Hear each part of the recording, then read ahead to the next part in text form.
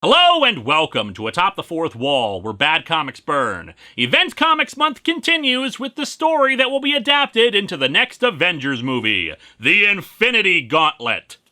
Unless you're watching this after that came out, in which case, hello again, the future! I like to keep my show nice and dated. The Infinity Gauntlet is from 1991, meaning at this point we're well into how event comics work. Although, believe it or not, the Infinity Gauntlet is only Marvel's third with the definition I gave of tie-in issues plus limited series where the main story takes place. The first two were, well, Secret Wars and Secret Wars 2, and even then, Secret Wars was arguably not an event under my definition because it didn't have tie-ins in the traditional sense. Otherwise, between 1986 and 1991, it was mostly just crossover storylines like Mutant Massacre or Acts of Vengeance. But of course, that doesn't mean such events were unlikely. Oh no. After the success of Crisis on Infinite Earths, DC basically had a bunch of crossovers almost annually, including Legends, which I talked about briefly in the Blue Beetle retrospective, Millennium, which gave us the New Guardians, Invasion, which was one of the runners-up for the votes for Event Comics Month, having been adapted into some of DC's TV universe, and most importantly for today, War of the Gods. War of the Gods was an event in 1991 meant to celebrate Wonder Woman's 50th anniversary, written and drawn by George Perez, who of course did the artwork for Crisis on Infinite Earths. Shame on me for not mentioning that, or that the Alex Ross cover for the trade had pencils done by him. Sorry. And although War of the Gods only had a 4-issue miniseries for the main story, it's actually a story in 25 parts, with the tie-in issues serving as the other 21 pieces of the story. Perez was clearly very invested in War of the Gods and celebrating 1D's 50th, but felt that DC wasn't doing enough to promote the event. Plus, editorial issues were popping up and causing problems. What does this have to do with Infinity Gauntlet? Well, that's because Perez was also tapped to do the artwork for it. Unsurprisingly, while the guy is a pro and a friggin' fantastic artist, it was too much for him and he was unable to finish the artwork on Infinity Gauntlet, only doing up to issue 4 out of 6. But let's talk about the event itself, and some of the major players in it. See, some of these characters we haven't actually talked about before, including the most major of the players, Thanos himself. Thanos hails from Saturn's moon Titan, and his mother tried to kill him at birth. Man, parents can be a real bummer. Am I right, teenage viewers? As he grew up, Thanos became obsessed with nihilism and death, eventually falling in love with the physical embodiment of death itself. Portrayed as a woman, so Thanos can have a case of the not gays. Well, actually, death may have been portrayed as a woman before, I don't know, and I don't care all that much. But yeah, Thanos' entire deal is about wanting to impress death herself. Basically, this entire event is centered around a guy who can't take the hint that she's just not into him. Actually, funny story, she is into him. Kinda. Sorta. Their relationship is weird, and we'll get back into that a bit more in a second. The other big player we've got to talk about is Adam Warlock. In the comics, he's a gold dude who was created by scientists on Earth as an artificial perfect human. He went into space, did a bunch of space stuff, and in particular, he got his hands on a shiny rock known as the Soul Jewel. However, it is better known as the Soul Gem, one of the 6 Infinity Gems. The gems represent different metaphysical aspects of creation itself: soul, time, space, mind, reality, and power. Each individual gem is dangerous enough since they grant the wielder certain superpowers, like the time gem allowing one to control time, or the reality gem screwing with fundamental physics of the universe. Naturally, whoever wields all 6 of them at once is basically a god, and yet Thanos still manages to forget their anniversary and gets death a crappy gift. Being a more traditional event comic, there's actually some backstory involved in this. Nothing major, but the funny thing is that if you assumed that part of the story involves Thanos actually going and claiming the gems and the heroes trying to protect them, well, you're wrong. No, the story starts with him already having them. Thanos' collection of the gems is told in the 2-part miniseries Thanos Quest. It's actually a really good story, although given how powerful these things are supposed to be, the fact that he manages to get all 6 fairly easily is a bit head-scratching. Still, while the quest is basically a cakewalk for Thanos, the story shows off his guile and intelligence, more often tricking his adversaries into giving him the gems than trying to overpower his opponents through brute strength, although he has plenty of that to spare. So how can our heroes defeat someone wielding that kind of power? Well, let's dig into the Infinity Gauntlet and see how they pull it off.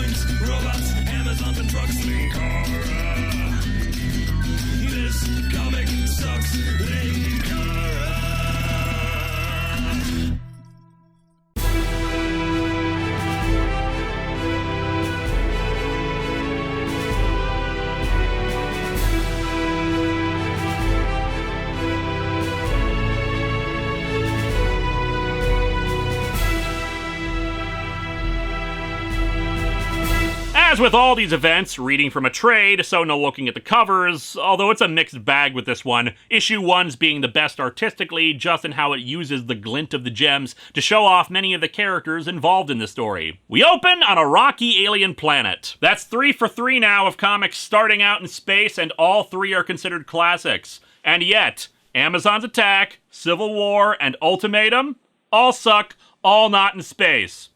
Think about it. There can be no denying it. You are supreme.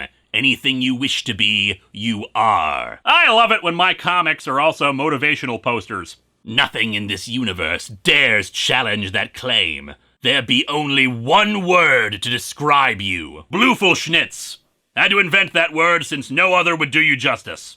Nah, that word is God, written in huge letters out of stone. Because when you're that powerful, it's really go big or go home. And who has presented this to Thanos? Why, Mephisto, of course! He schmoozes Thanos for a minute and strokes his ego. How may I serve you, great Thanos? By falling silent, Mephisto. I'm just saying, trade your marriage with death to me, and my rock sculpture collection is yours! By the way, nice job, Mephisto. You wrote God out in English, which is probably not the native tongue on Saturn's moons. I mean, I heard it was Esperanto, but I'm too lazy to Google it. And after Mephisto spent so much time building that display, Thanos just waves his hand and destroys it as a small demonstration of the absolute power he now wields. The Infinity Gauntlet, with all the powers of construction equipment. As Thanos says that he now claims the head seat of cosmic gods, we cut to Earth, where Doctor Strange is studying some textbooks when he has an unexpected guest drop in on him. The Silver Surfer, who crashes through the roof of Strange's sanctum to warn him about Thanos and the Gauntlet. He gives a recap of events in his book. You see, Thanos was dead and then resurrected in Silver Surfer's solo series, because death in comic books is like breadsticks from Olive Garden. You might have finished them off, but the waiter will just keep bringing in more, and you can't say no. In fact, it was Death herself that resurrected Thanos, which seems like an odd power to have for someone whose sole purpose is in fact the opposite of that, because Death feels that the cosmic balance has been thrown out of whack. How exactly? She thinks that there are more things alive today than have ever died, and that irregularity should be corrected. Okay, Death, considering the size and age of the universe compared to sustainable population and relative lifespans, I'm gonna need to call citation needed on that one. Death has ordered Thanos to exterminate half the sentient population of the universe. Never before has the word overkill been more appropriate. With Thanos now having godlike power, he contemplates what exactly he should do with that power. The answer to that is really quite simple. Star Trek and Star Wars crossover. It's about damn time. Anything I want. Time to finally get my chin smoothed. Nah, anything apparently means blow up the planet they're on. Well, when you got a hammer, everything looks like a nail. Any result that displeases me, I can simply reverse. I have the power of retcons and reboots. This being a more traditional event comic, there are a number of subplots in it. Some of those subplots head off into other books, while others run throughout Infinity Gauntlet itself, this one included. In this case, Adam Warlock, Gamora, whom most of you might know from the Guardians of the Galaxy movies, and another dude named Pip were also dead, their spirits inside of the Soul Gem, but were then resurrected here. However, to do so, they apparently have to claim new bodies on Earth, choosing 3 people who die in a car crash and slowly mutate their new bodies into their old ones. Adam Warlock in particular needing to go into a cocoon to assume his old form. Because artificial perfect human just means butterfly, I guess. Thanos and Mephisto head to the realm of death so he can once again try to woo her, but here's the problem. Thanos sought the power of the gems so he could become her equal. But the power he now wields makes him her superior. So while before she wouldn't speak to him directly because he was unworthy, now she won't talk to him and reciprocate his love because she's unworthy. Whoops. He tries to impress her by creating a massive structure in reverence and worship to her and teleporting them all there. I be now a deity, yet first I was a man! I was a man! Oh! Pull the Superboy Prime there. He creates 2 thrones for them to sit on as equals to determine the fates of all that is and never will be, but she just walks away. Still she spurns me? Perhaps it is because she does not yet realize the true stagnant depths your black soul is capable of achieving. Very well, unleash the copyright bots! Thanos figures out the way to do that is show her Nebula, whom again you might know from the Guardians of the Galaxy movies. But in the comics, she actually only claims to be related to Thanos, in this case a granddaughter. Thanos uses his power to transform her into a half-decayed symbol of his depravity. She's neither alive nor dead, in a near-mindless limbo state with twisted limbs and scarred flesh. I shall impress you, Lady Death, by giving her a makeover! She is my living tribute to the blasphemy of life and the glorious promise of death. I call this work of art Hardy's. Death is unimpressed with her zombie-like servant who speaks for her, explaining thusly, Titan, Mistress Death finds your boasts empty and your bravado distasteful. Not too late to take her out to a movie she'll like, Thanos. Extra points if it's something you know you'll hate. In response, Thanos blows the zombie up and demands Death speak to him directly. But Mephisto suggests another reason why she might be upset.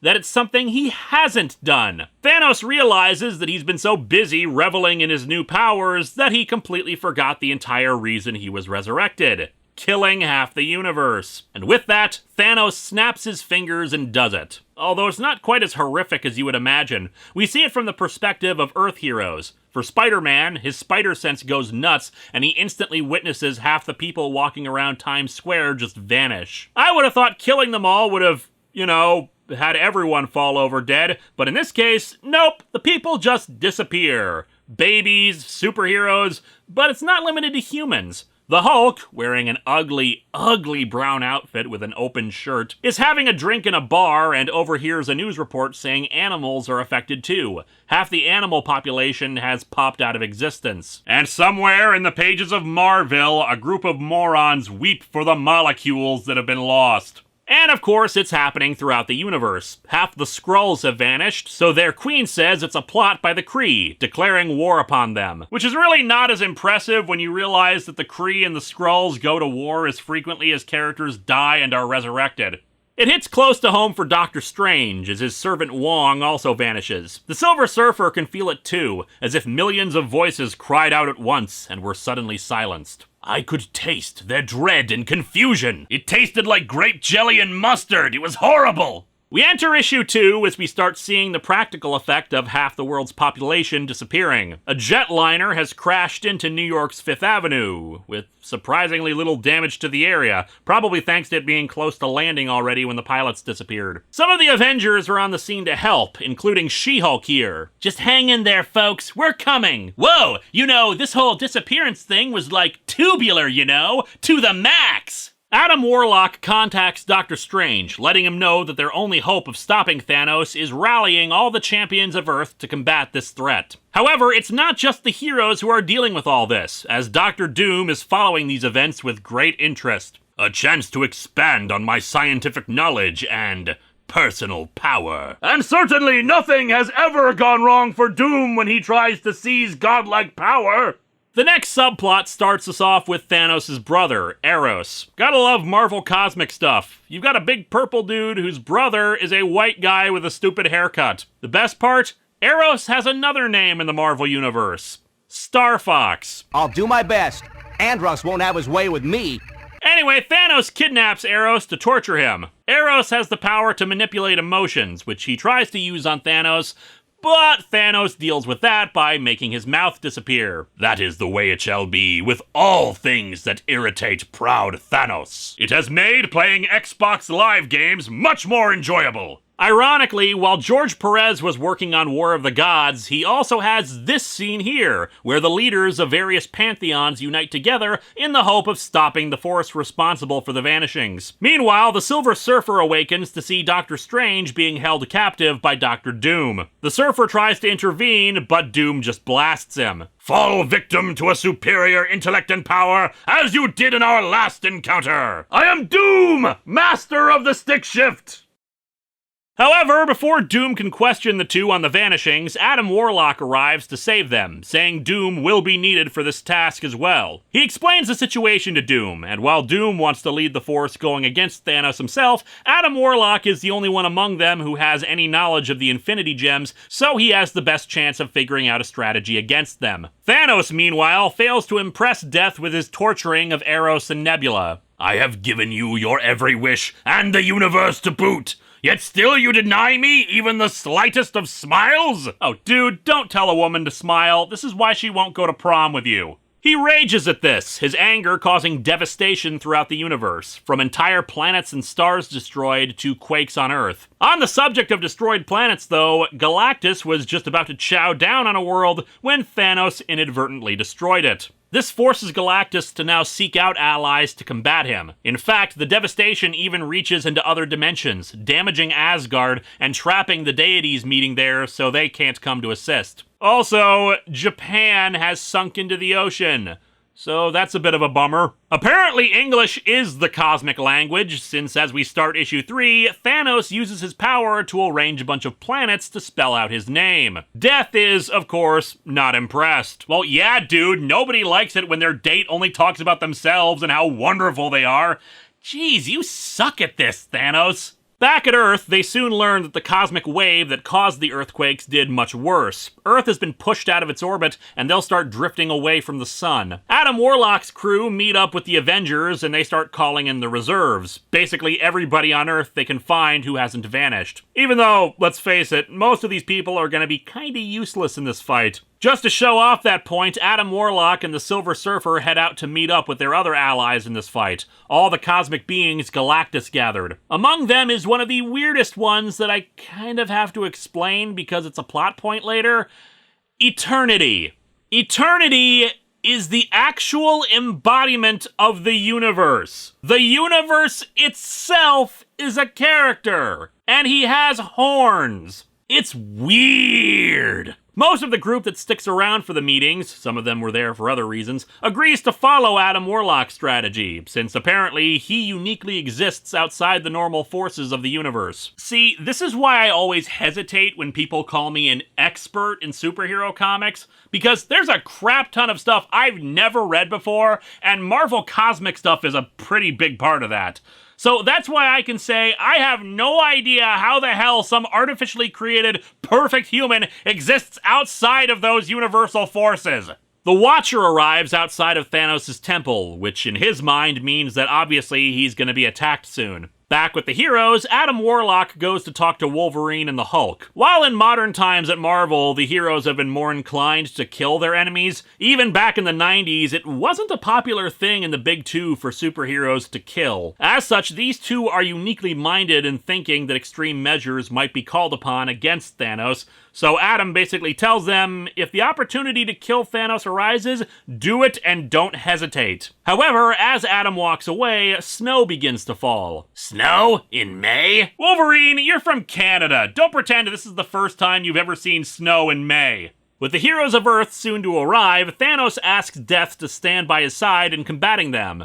And yet again, she rejects him. As such, he figures making her jealous will work too, using the Infinity Gauntlet to construct a Rule 63 version of himself called Taraxia to be his girlfriend. And of course, Death doesn't give a crap, and Thanos is clearly annoyed by that. I just imagine that Death has a Walkman under her robes that's playing No Scrubs on repeat.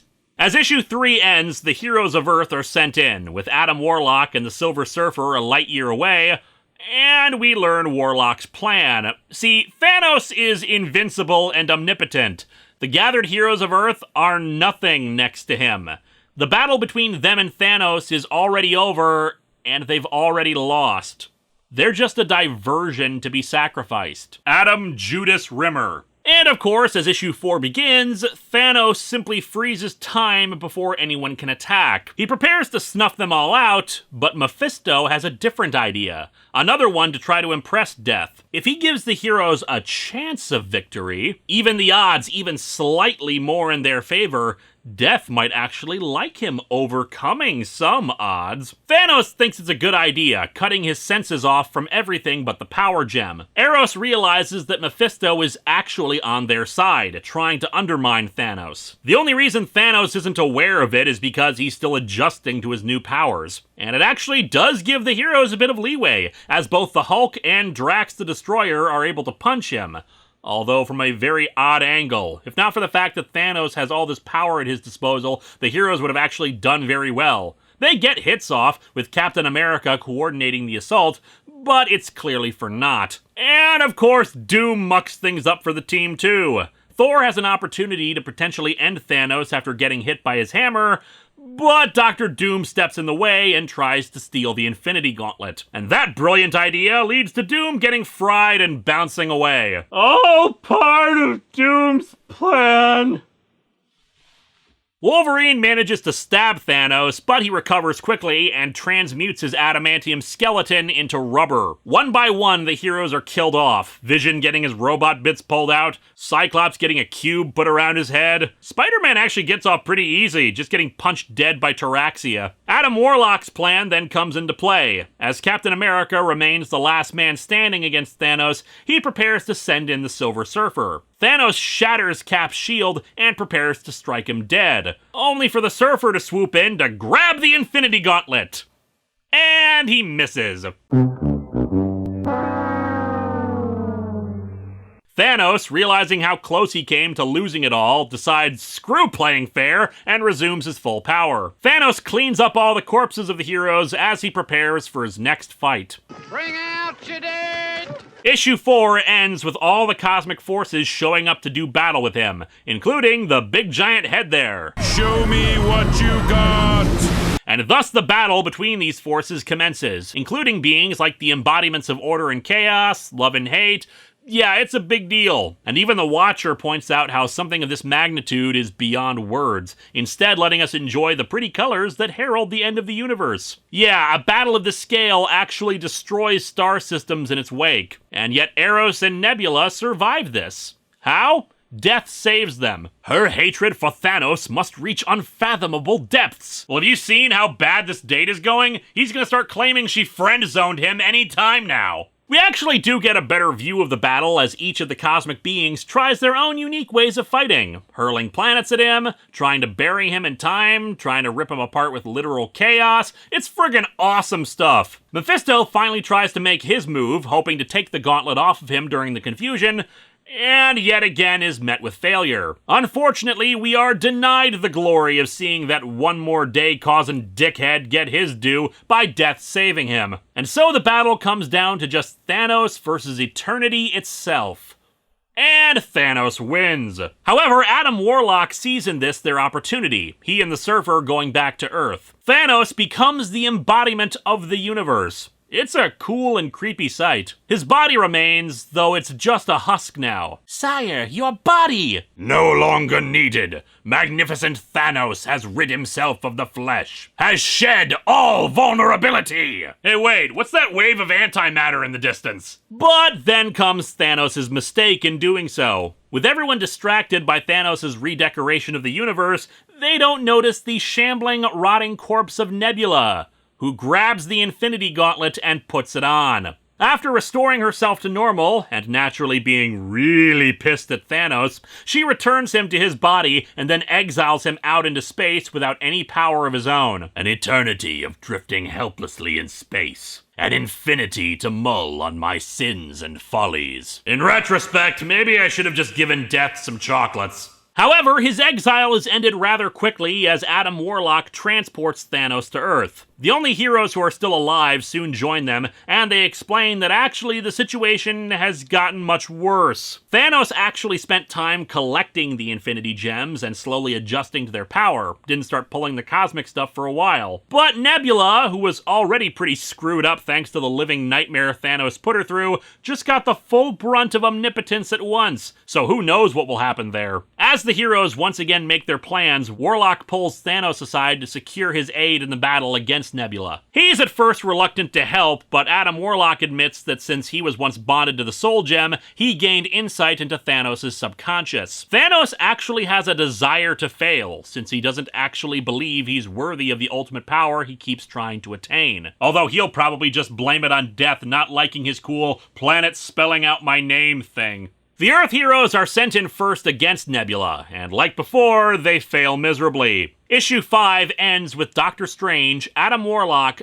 Thanos, and the Silver Surfer arriving, although from the looks of things, Adam got a really bad sunburn from the earlier cosmic fights. Nebula imprisons Thanos as Doctor Strange and the Surfer realize that Adam Warlock's unique existence makes him invisible to her, giving them a chance. Thanos mocks Nebula, saying she hasn't accomplished anything since she got the gems. Nebula, pissed that Thanos considers his murder of half of the universe an accomplishment, uses her power to reset time by 24 hours, with the exception of her retaining the Infinity Gauntlet. And thus the reset button is pressed. Everyone's alive again, most of the heroes forgetting this ever happened. However, this little time reversal is her undoing, since it frees up all those cosmic beings that Thanos had imprisoned. This time they attack all together, distracting her so that Adam Warlock can once again join with the Soul Gem. Through that, he accesses the other gems and blasts Nebula away from the gauntlet. Adam takes possession of the gauntlet, with both Nebula and Thanos trying to claim it for themselves. What right has he to it? The right of possession. That is enough.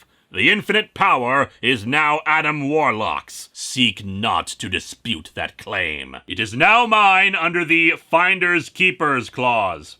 Thanos, being a sore loser, activates a thermal nuclear device so that he can kill himself rather than be imprisoned again, but he's sent hurtling away from the group, blowing up but good. Nebula is transported back to Titan, where she would eventually end up in that god-awful Secret Defenders two-parter I reviewed way back in 2009. The three that remain with Adam, Doctor Strange, Thor, and the Silver Surfer, are less than impressed with the idea of Adam Warlock having this power, even if he is more benevolent than the last two owners of the Gauntlet. But there's not really anything they can do, so he just teleports them back to Earth and reunites with Pip and Gamora. They travel 60 days into the future and meet up with Thanos, who actually faked his death and decided to become a farmer. After failing several times now to take over existence, yeah, he figures maybe he should quietly contemplate the lessons he's learned from all of this. Lesson 1. Killing half the universe may impress women at first, but you need a winning personality for them to stay. And so our comic ends with Thanos musing how neither he nor Adam Warlock got what they originally intended,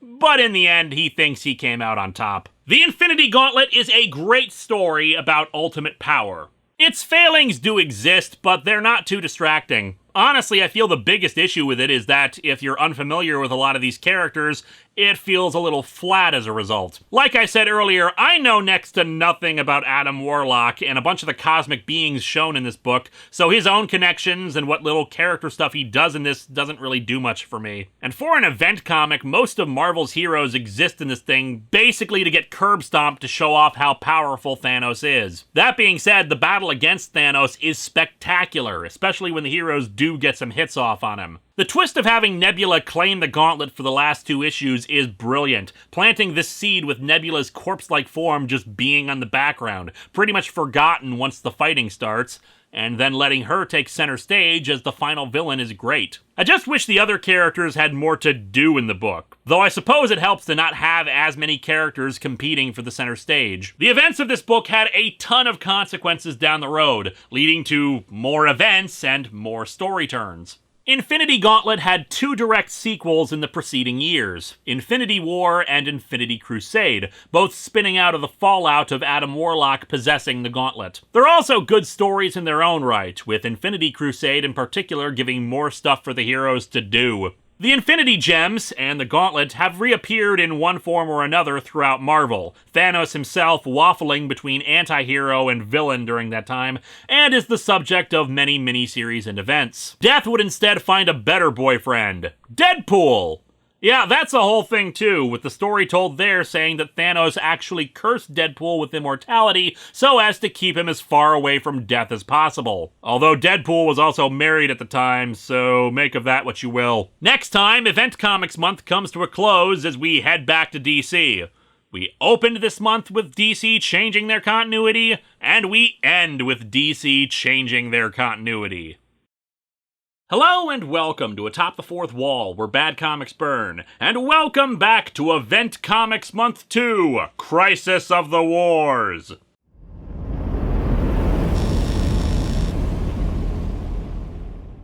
DC and Marvel tend to handle the stories of their events differently. For DC, something like Infinite Crisis is unusual because it was a direct sequel. And even while it was a sequel, the themes, plot points, and major characters were very different. Sure, you had the returning characters, and it was based on events that happened in Crisis on Infinite Earths, but it was a story made 20 years later, and the biggest thematic connection between the two works was commenting on the state of the DC universe at the time, trying to set the stage for the next set of stories. It's more likely with DC to see event variations on the same idea. For example, there are at least 3 different major crossover events about fighting Darkseid. There's a ton concerning alternate versions of characters, at least 2 about a hellish invasion of Earth, 3 if you count Blackest Night. You get the idea. Conversely, Marvel's events tend to have a lot more sequels to them. Secret Wars 2, Civil War 2, the remake of Secret Wars, Annihilation 2, and of course what we've got today, Infinity War, the direct sequel to the Infinity Gauntlet, made a year later. And even this one has another sequel, Infinity Crusade, made another year later. Marvel sees something successful and decides to roll with it as many times as they can get away with. The problem with this, much like with Infinite Crisis, is that other stories still happen in between events, so while they're direct sequels, there's still backstory to cover. The good news is that there's less we need to talk about than last time, and I can just do it while we recap the story itself. Instead, let's take this time to remember what happened in that prior event. So, previously on the Infinity Gauntlet, Thanos, the Mad Titan, wanted to go out on a date with Death herself, but he couldn't take a hint that she just wasn't into him. He gathered together the Infinity Gems, 6 powerful items that, when combined, give their wearer the abilities of a god. After Thanos killed literally half the universe, Adam Warlock assembled a team of heroes to distract Thanos while he tried to pull off a gambit to take the gauntlet, but he failed. Thanks to some poor planning on Thanos' part, his granddaughter, whatever, Nebula, gets her hands on the gauntlet and undoes the whole killing half the universe thing, and they manage to get the gauntlet away from her. Adam Warlock takes possession of it, and Thanos decides that maybe he should try some different dating approaches instead of trying to harass a woman, and retires to be a farmer. So let's dig into the Infinity War and see if it's as good as the original. And see if this is gonna balloon out of control like last week's episode did.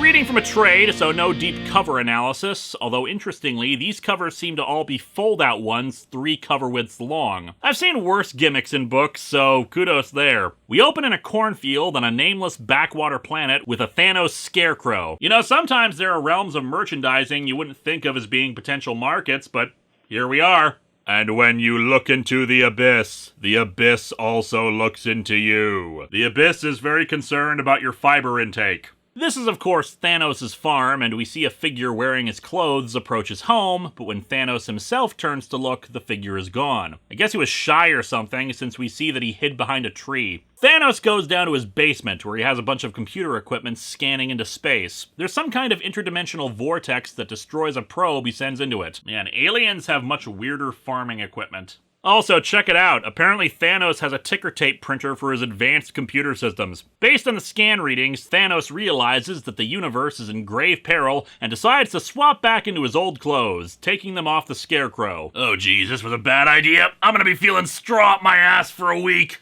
Thanos heads out in a super advanced chair thing and teleports away, the story cutting to Spider-Man swinging around New York. However, nearby, a figure in another Spider-Man costume watches him go by. Crap, the Clone Saga has begun to loop itself! Actually, this is Doppelganger, a brief Spider-Man villain whose origins are this book. Gotta admit, there's something about Doppelganger that I really like. Kind of that same deal with how I like Venom as a twisted mirror of Spider-Man, but even more bestial here. In fact, going back to my Clone Saga joke a second ago, I'm actually quite surprised they didn't try to bring him back during the Clone Saga. He had seemingly died during Maximum Carnage. In any case, we now cut over to Galactus and his Herald Nova, who are examining Eternity, aka the embodiment of the universe. Eternity is apparently in a catatonic state. Look, him and Kismet went out and had a wild night. You can't blame him if he's hungover the next morning and doesn't want to get up. I'm not sure how one can just, make the universe catatonic without affecting everybody inside of it, but whatever.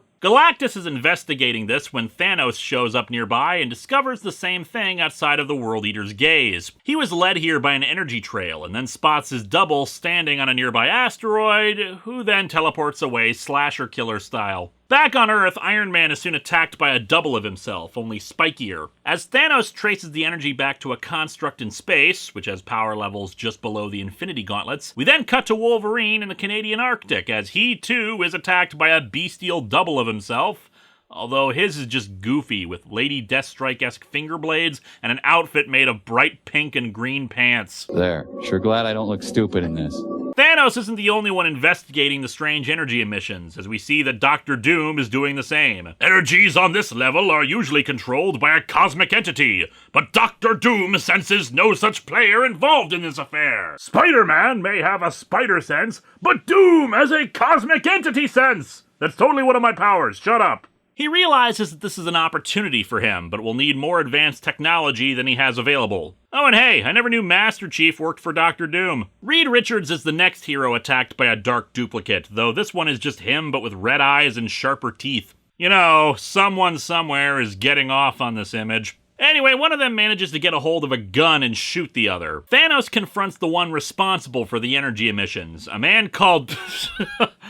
Okay, I know I shouldn't laugh at his outfit in this case because it's really no different than a lot of other superhero or villain outfits, but there's something about the combination of elements to it that just makes it a little too silly. Aside from the metal belt with a skull on it, he's several shades of purple, and has no pants, and has a lightning bolt on his chest, and his hair tied up into a little bun in the back. This is the Magus, and oh boy, this one's a bit weird. The Magus is supposed to be Adam Warlock from a dark alternate future who tried to get Adam Warlock to ensure his timeline would occur. Which, when you consider that Adam Warlock usually wears robes and capes and big collars and cool dramatic attire, apparently turning evil destroyed his fashion sense. From what I can tell, the outfit is actually based on Adam Warlock's very original outfit, which... yeah, I see now why he has the lightning bolts.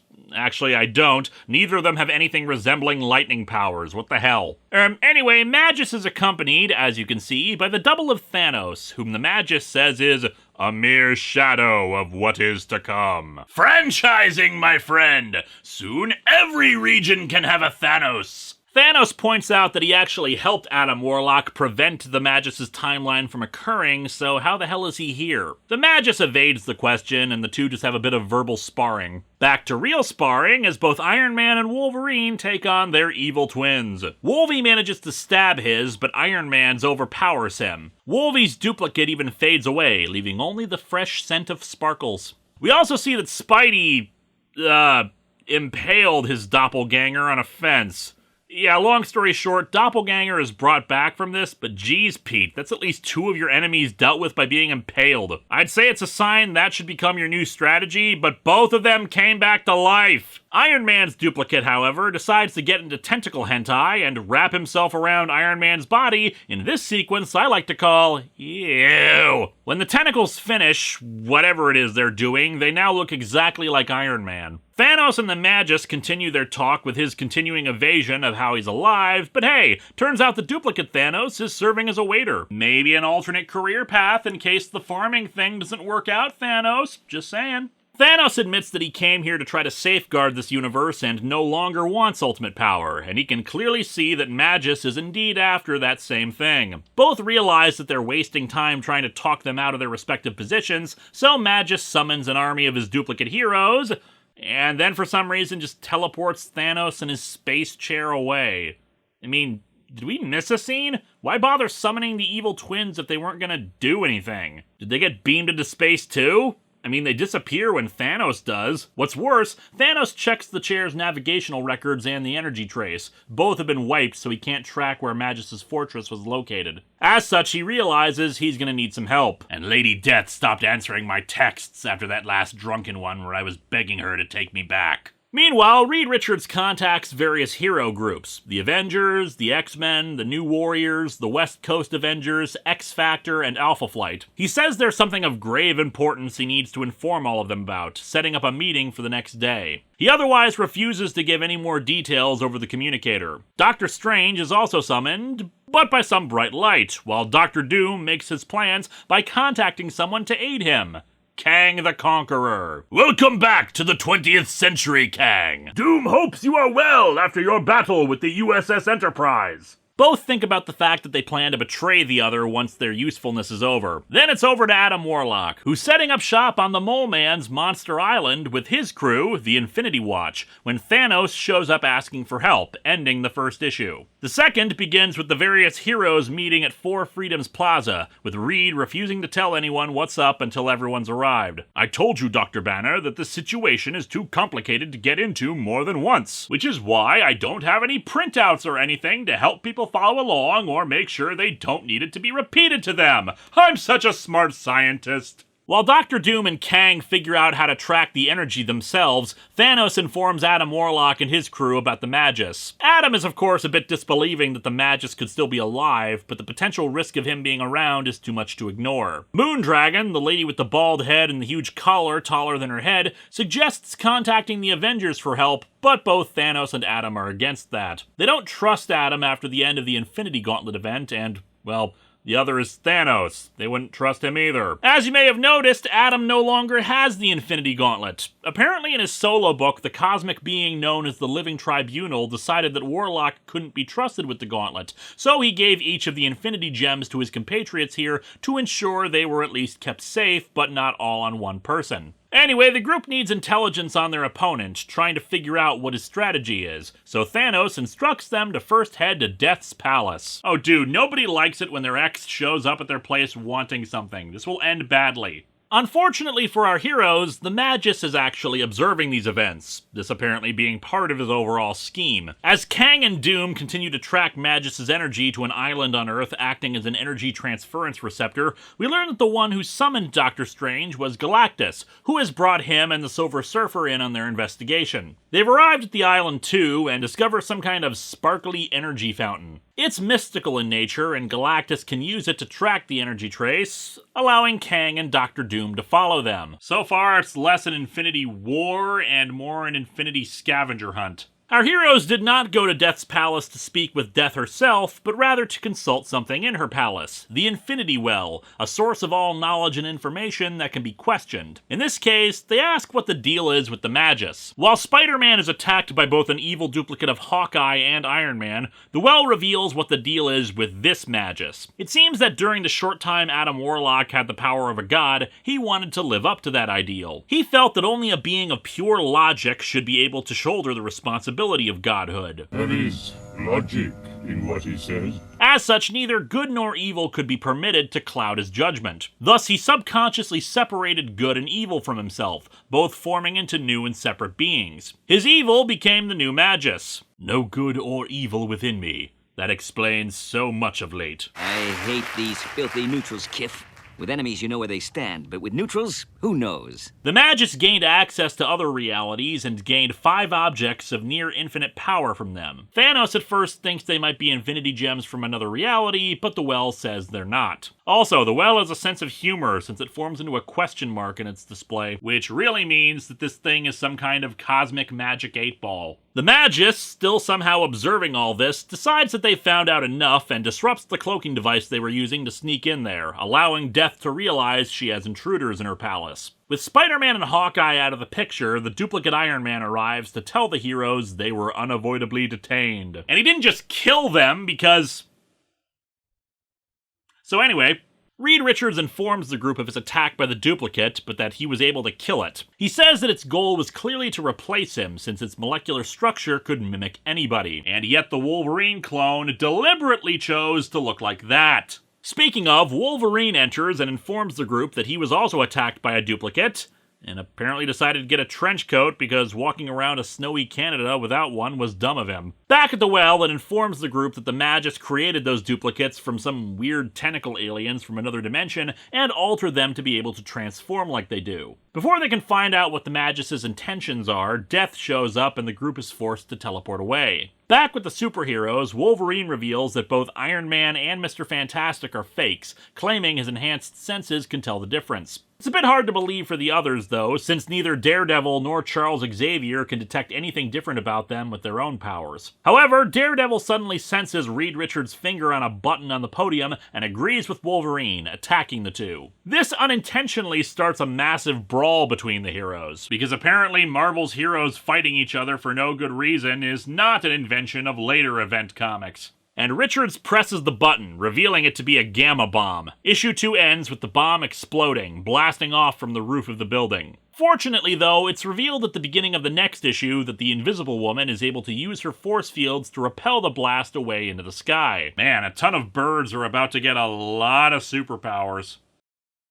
The Eric Masterson Thor uses his hammer to send the rest of the explosion upwards into space, including the fallout. Don't know how that works, but whatever. Susan Storm demands to know who the hell the imposter is and what happened to her husband, but he and the duplicate Iron Man are rescued by Magus and the duplicate Thanos, all of them escaping. Mind you, it's a pretty pitiful showing on the part of the heroes. I mean, just look. Portal opens, Magus and duplicate Thanos appear and blast a few of them, and the rest of the heroes just kind of stand there. Not to say that with the shock and surprise it wouldn't be enough time for them to escape like this, just that the artwork makes it seem like everyone's just kind of standing around doing nothing. Still, they soon get to work on trying to figure out what the hell is going on. They found Hawkeye and Spider-Man and rushed them to a hospital while they examine Mr. Fantastic's equipment. They locate coordinates tracing the energy from the sparkly receptors. Magus reveals that he's planted the coordinates for them to find. Then the gamma bomb was never meant to annihilate the gathering? Of course not! Only to confuse and stimulate Earth's honorable defenders.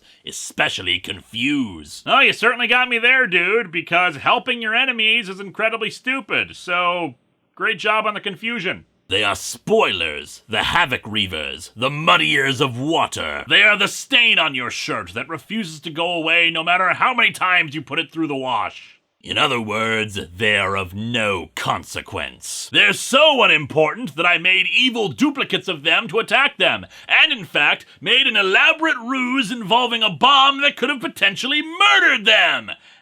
Wait. The Magus reveals to his duplicates that he's planning on manipulating Thanos and Adam Warlock into providing him what he wants. Cap has dispatched cosmic hero Quasar to try to find out what Eternity and the other celestial beings might be willing to say about all this, but he's discovered Eternity in his catatonic state, so now they know something big is going on. Magus, meanwhile, detects that Galactus' craft is approaching him faster than anticipated, so he pushes a button and destroys Galactus' ship. Because he can just do that. Anyway, with Galactus' ship out of the way, Kang and Doom fly past its remains, now having traced the exact source of the energy. Magus explains to the Thanos duplicate that despite the original Thanos' warnings, his desire for ultimate power won't fail like it did for Thanos. Although, when you have the power to put the universe itself into a catatonic state, create evil duplicates of people, and blow up frickin' Galactus with a single button press, really, how much of a step up is infinite power? He says that Thanos' downfall came about because he subconsciously didn't feel worthy of ultimate power, but the Magus, already a tyrannical figure in his original future timeline, does feel that he is worthy and thus won't be handicapped. He's got a point. Anybody dressed like that has got to have a lot of confidence in themselves.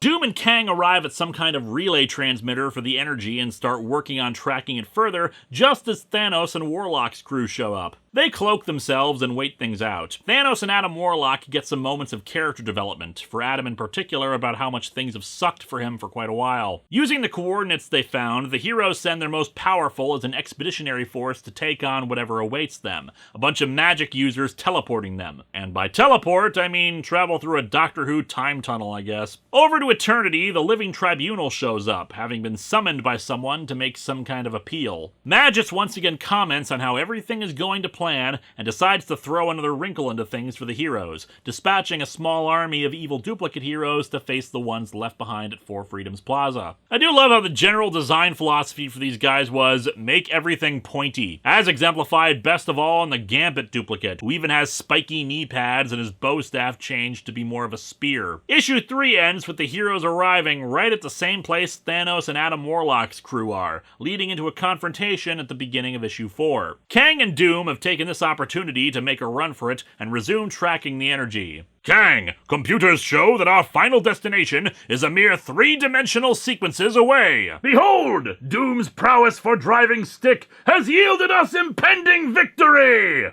Naturally, Galactus's group survived the attack and his ship reforms, resuming its quest. Back on Earth, Hank Pym slips away from the fight, apparently not having any superpowers at this point, and examines new data coming into Reed Richards' computers. A massive energy surge is sweeping through the solar system, shifting vibrational patterns. Doom and Kang arrive at Magus' stronghold and get on board, tracing their way through the complex until they discover the source of his power: astral energy containment units, aka cosmic cubes. 5 of them. As a reminder, a single cosmic cube has the ability to alter reality to its user's whims, so Magus possessing 5 of them from a few different realities gives him power almost on par with the Infinity Gauntlet. Unfortunately, the cubes also are blocked from access by safeguards set to blow them up if they're tampered with, so the two villains have to think up a new plan to get them. Back at the fight with our heroes against Thanos and Warlock, Galactus' contingent finally shows up. Thinking that the assembled groups may have useful info, Galactus puts them all in a stasis field and brings them aboard. For some reason, Doctor Strange decides to check in on Earth and sees the fight the heroes are having with the duplicates. I knew the presence of Earth's heroes meant big trouble back home. Apparently Earth can't wait 5 minutes of the heroes being gone before all hell breaks loose, and you know this wouldn't have happened if Rom hadn't left. Both Strange and the Silver Surfer want to go back to Earth to help, but Galactus says he still needs them, so he resolves it himself, using Doctor Strange's portal to deal with them. A negatively charged stream of ions beamed into our enemy's broadcast back to Earth should disrupt his plans. Using multimodal reflection sorting. And indeed, the duplicates now revert to half-dead tentacle sludge. Your comrades have been saved. Now may we return to the business at hand. For crying out loud, what was even the point of that subplot? Using his technology, Galactus scans the minds of all the heroes he's assembled, although for some reason it shares those memories with all of them so they all see the recap of events so far. Once everyone's up to speed, they're freed from the stasis field and realize they're not enemies at all, deferring to Galactus to make the next move. He has Thor beam back to their universe to act as a conduit for their information, since the Magus' energy broadcasts have begun increasing in intensity. Gamora also speaks with Thanos for a moment. She's a member of Adam Warlock's Infinity Watch, and her backstory is fairly similar to the one in the Guardians of the Galaxy movies, if you're curious. They're concerned about the fact that they think the only way to stop the Magus is to have Adam Warlock reabsorb him back in, but they don't know what happened to his good side, so what'll that mean for Adam with only his evil side back in? Back over to Thor, he ended up on the moon next to the Watcher and is observing Earth, which is apparently experiencing the worst snowstorm in history. What the hell? The entire Earth is covered in white! This kind of weather wouldn't even faze the Midwest. However, that problem is soon done away with by a new one. Both the Earth and the Moon suddenly duplicating themselves. There are 2 Earths out there! Verily, what do those cretins from the DC Earth want now? Realizing that they need the power of the Infinity Gauntlet if they want any hope of defeating Magus, the members of the Infinity Watch hand over their gems to Adam Warlock, allowing him to reform it. However, they make note of the fact that Adam already has the reality gem, despite telling them before that he had a secret individual holding onto it. However, the Gauntlet does nothing. Thanos believes this is part of the Living Tribunal's judgment about the thing. When brought together, the gems now no longer work in unison. Galactus, however, foresaw this eventuality, somehow, and reveals that he was the one who summoned the Living Tribunal at Eternity. He's going to appeal to him to reverse the decision so that the Gauntlet can have its full power again to combat Magus. Gamora will come along with Galactus for the appeal as a representative of the Infinity Watch, strictly for legal purposes, of course. Gotta love how one of Marvel's nigh omnipotent figures is a dude who really stresses following proper bureaucracy.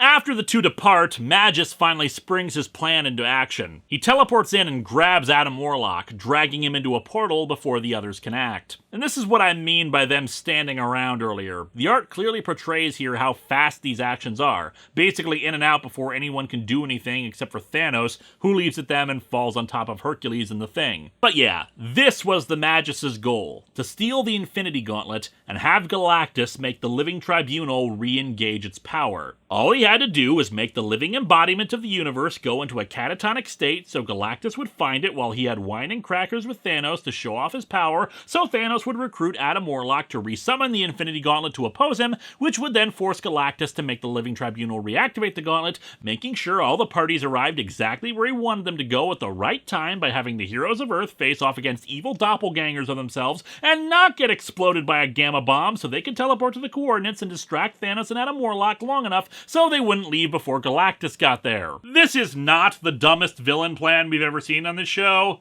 but it is the most convoluted.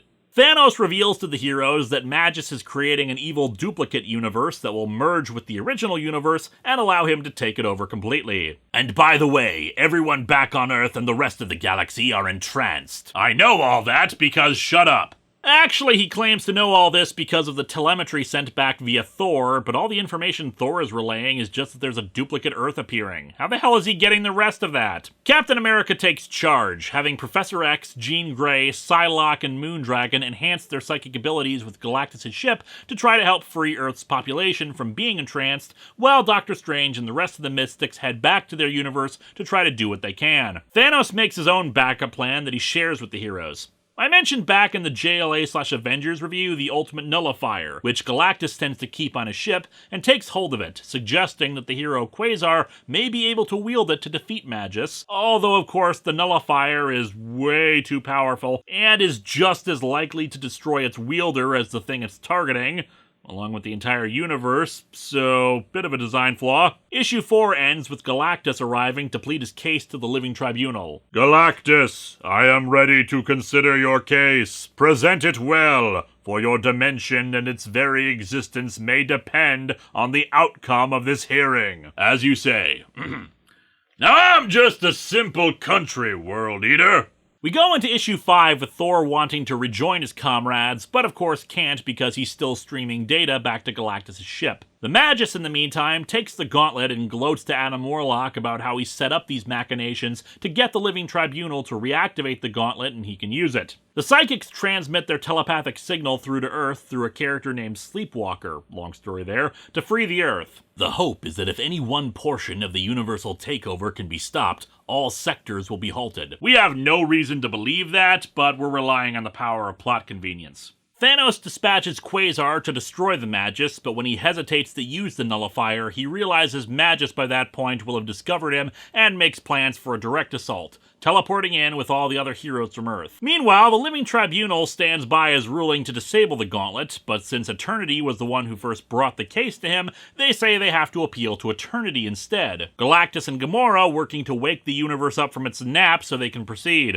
Magus continues to gloat about all this, even pointing out that he's using his equipment to disable the Ultimate Nullifier, so even that's useless. However, it's then that Doom and Kang strike, blasting the computer equipment. Adam decides to fight against the two as well in a devil you know versus two guys he's only heard of kind of deal. However, destroying the equipment has deactivated the field, keeping the Ultimate Nullifier from working. Magus flies off to use the Cosmic Cubes directly to protect himself, Doom also taking the opportunity to betray Kang while he's weak from the fight. Dr. Doom owes you for your assistance in making him king of all reality.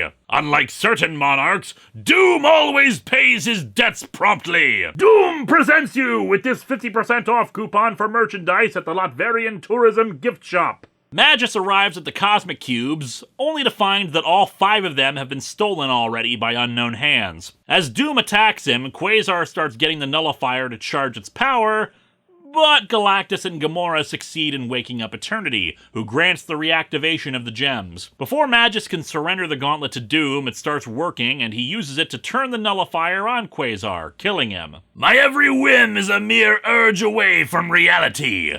So this is how it feels to be omnipotent. A lot more tingly than I was expecting, frankly. As Magus quickly adapts to godhood faster than even Thanos or Adam Warlock had, the heroes step through a portal to attack Magus' fortress, only to walk right into a trap left by Magus, featuring more evil duplicates. However, Thanos teleports to a different location, using the heroes as a distraction while he goes to take out Magus directly, hoping that he's vulnerable while still adjusting to his power. However, he's quickly met by his own doppelganger, who knew that this would be the action he took. Turns out Magus made the Thanos duplicate too well. He wants the Infinity Gauntlet's power for himself, but since there's only one gauntlet, he needs to ensure the real Thanos can't get it either. And so issue 5 ends with Magus preparing to finally kill Adam Warlock once and for all. And the final issue opens with him deciding to forestall that end so he can witness the agony of Adam's defeat. False cliffhangers are but one aspect of my new infinite power. Magus finishes the merging, leaving the psychics and magic users unsure of what to do now. Thor is brought back to Galactus' ship at the same time Galactus and Gamora return as well, and they compare notes. Galactus learns of the mistake they've made. Our prospects have gone from dim to ebon, pants to be eboned. They join the last-ditch effort to fight the Magus, but the villain sees all this and knows they're already screwed. The heroes are all forced into a big glowy ball as part of the Magus' trophy room, and finally gets ready to kill Adam Warlock. Thanos shows up, having defeated his double. He says it's all over for the Magus, who just keeps saying he's a god and he can't be stopped. However, when Thanos says that reality is not what he perceives, Magus realizes something's wrong, especially as Thanos is able to fight back against his power. Adam Warlock gets free and touches the gauntlet. Being already familiar with it, he's able to access its power, and the two struggle to take control over it. The fortress is destroyed, and the assembled heroes watch as the two continue to fight amongst the stars, verbally sparring just as much as they are for control of the gauntlet. They make a run for it in Galactus' ship as the energy waves from their battle are warping reality itself around them. It looks like Magus is winning through at first, but then something seems to explode out of Adam's chest, revealed to be a composite of both eternity and another cosmic being, Infinity. I rarely, if ever, see Infinity represented, and as I've said before, Marvel cosmic stuff is not my forte, but from what I can glean, they're both representations of the universe, with Eternity being more time and Infinity space. But for whatever reason, they're here now, and I guess we're inside of Adam Warlock? I don't know. Also, Reed Richards is suddenly with the other heroes aboard Galactus' ship because of reasons. Maybe he was in the trophy room too? Yeah, this part is a bit confusing. In any case, Galactus' ship can't outrun the blast of all this power, and it looks like they're going to be destroyed, but then the heroes suddenly find themselves back on Earth in their respective headquarters, speculating about what just happened and figuring that they won. Well, thank goodness they contributed so much to the story that they could just be teleported back to Earth without even knowing what the hell happened. Fortunately, we do learn what happened thanks to Thanos and the Infinity Watch. Adam Warlock is in a coma, and the gems have returned to their respective members. Thanos explains that he and Adam had figured that the Magus was watching them and playing a larger game. But what's more, that he wasn't as fully in control of the situation as he thought, as evidenced by the duplicate Thanos seeming to appear sometimes on his own and watching them for seemingly no reason. As such, they set a trap for the Magus when they figured out what he was probably after. Thanos created a facsimile of the reality gem. Magus never had the full power of the Infinity Gauntlet, but of course even one of the gems is dangerous enough, so he was still pretty powerful. Eternity arrives to inform them that he's reinstituting the restrictions on the Infinity Gauntlet, but what's more, the Living Tribunal won't allow the gems to work in unison again regardless of the situation. And I'm pretty sure they end up getting used again a few times afterwards, but whatever, it's comic books. Such decrees are as fleeting as the death of a superhero. Thanos admits that Warlock absorbed the Magus into himself again, so he might emerge as a far more villainous person than intended without his good side. However, Gamora points out that Thanos himself has changed over these events. Death has rejected me. Like it or not, Thanos of Titan is now one of the living, and he will soon be setting up a dating website profile. After Thanos departs, we see that Magus has been contained inside of Adam Warlock's soul gem, swearing that he'll make a comeback by raising a psychic army inside of the gem, declaring that these two dudes will be his first recruits. But it turns out that they can't see him. Since Magus is just a dark aspect of Adam himself, he's not a full spirit and can't actually interact with anything. And so our comic ends with Thanos returning to his farm and wondering who he is now. Hero, villain, or maybe just wiser. He wonders if he could retain ultimate power now and not subconsciously reject it like he did before, but he's not certain if he even wants it. However, he also ponders two other questions. Who stole the Magus' cosmic cubes? And what's more, if Magus represented Adam Warlock's evil half, what happened to his good half? And we see that good half on the final page floating in space along with not just the 5 cosmic cubes, but 3 more. But that's a story for another time, assuming it gets voted on for Event Comics Month 3. In the meantime, though, Infinity War is a mixed bag. The good stuff is that, yet again, it's a massive situation on a scale that calls for it being an event. Character work with Thanos and Adam Warlock is top-notch, particularly the evolution of Thanos as detailed in the last few pages. Having multiple plot threads that converge in issue 4 and allow us to see the depths of Magus' evil plan work very well structurally, especially when we realize how all the various aspects play into the story and what he's been trying to accomplish. It's extraordinarily convoluted, sure, but you can't argue with the results as the characters make logical actions based on the information fed to them until they're manipulated into doing what Magus wanted. But then there's the bad stuff. Like with the original Infinity Gauntlet, the heroes from Earth serve little or no purpose in being here, being mere pawns in someone else's story. This is a story about Adam Warlock versus the Magus. The heroes are along for the ride because it wouldn't be an event without them involved, but otherwise they don't do much, just serving as distractions for everyone else to use. It's made even worse when you realize that there were much easier ways of handling what Magus was trying to accomplish. The evil duplicates were completely pointless. Sure, manipulating the heroes to act as their distractions is fine, but they didn't need to look like evil versions of them in order to fool everybody. What's more, during the meeting, only a handful of heroes were attacked by the doppelgangers before it started.